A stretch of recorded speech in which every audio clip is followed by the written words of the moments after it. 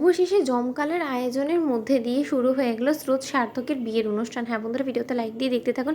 একদিকে স্রোতের বাড়িতে বিয়ের সানাই বেজে উঠেছে, ওদিকে সার্থকের মনে কুতকুতানি থাকা সত্ত্বেও এই বিয়ের আয়োজনে লেগে পড়েছে সার্থক। ওদিকে সার্থকের বাবা বলতে থাকে ওর পিসিমণিকে যে যেদিকে ব্যাপারটা গড়াচ্ছে সেটা এখনও আমারও একটা ভয়ের কারণ হয়ে দাঁড়িয়েছে। জানিস তো কেন জানি না, আমার মনে হচ্ছে যে ওদের হয়তোবা শেষ অবধি যদি বিয়েটা না হয় তখন আমরা কী করবো বলতো। ওদিকে সার্থক বলতে থাকে যে স্রোত যখন ওর মনের কথা আমার কাছে বলবেই না, ও যখন এটা নির্ধারিত করেই রেখেছে, তাহলে আমিও আর আমার মনের কথাটা প্রকাশ করব না।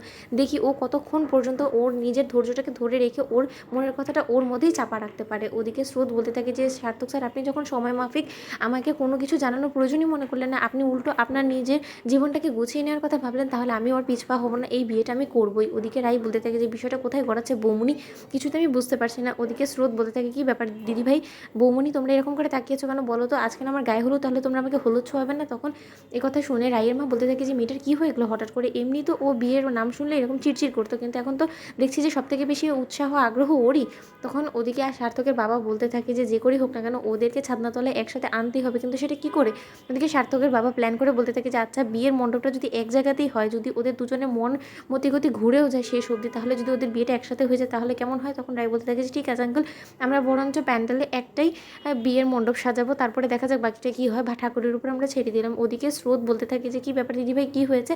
ওদিকে স্রোতের গায়ে হলুদ চলাকালীন সার্থকের ছোঁয়ানো গায়ে হলুদই স্রোতের গায়ে লাগানো হয়, আর ঠিক সেই সময় স্রোতের বৌমনি বলতে থাকে রাইকে যে রাই, একদম তুমি টেনশন করো না, আমাদের প্ল্যান অনুযায়ী সব কিছু এগোচ্ছে, সার্থকের গায়ে ছোঁয়ানো হলুদই স্রোতকে ছোঁয়ানো হয়েছে, বাকিটা ঠাকুরের উপরে। তখন একথা শোনা মাত্র রাই স্রোতকে অজান্তেই অনুরোধ করতে থাকে যে স্রোত, আমাদের প্ল্যানটা একটু চেঞ্জ হয়েছে, আসলে আমাদের প্যান্ডেলটা অন্য জায়গায় করা হয়েছে, তো যার ফলে তোকে ওখানে গিয়ে রেডি হতে হবে।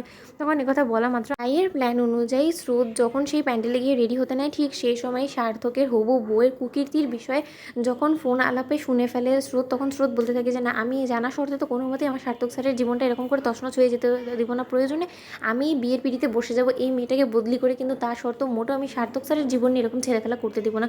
ওদিকে স্রোত বলতে থাকে যে কী জঘন্য মেরে বাবা, এদিকে ওর বয়ফ্রেন্ডের সাথে কথা বলছে আর এদিকেই কিনা সার্থক স্যারকে এরকম করে ঠকাচ্ছে, ধারা তোর মিথ্যেবাদী কর্মকাণ্ডগুলো আমি ঘুচাচ্ছি। ওদিকে স্রোত বলতে থাকে যে না, কোনো মতেই আমাকে আমার রাগের উপরে কন্ট্রোল করে এবার কি করা যায়, আগামী পদক্ষেপটা কী হবে সেটা নিয়ে আমাকে ভাবতে হবে, নয়তো অনেকটা দেরি হয়ে যাবে। আর এদিকে তো আমি যে বরটাকে পছন্দ করেছি সেই বরটাও আমার পছন্দ না।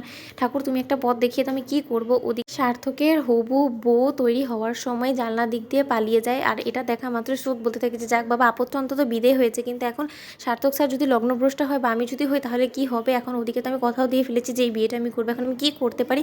অন্যদিকে স্রোত বলতে থাকে একটি উপায় খোলা আছে, আমি বরঞ্চ সেটাই করি। তো বন্ধুরা, তোমাদের ভিডিওটি ভালো লেগে থাকলে অবশ্যই লাইক কমেন্ট শেয়ার করে সাবস্ক্রাইব করতে ভুলো না।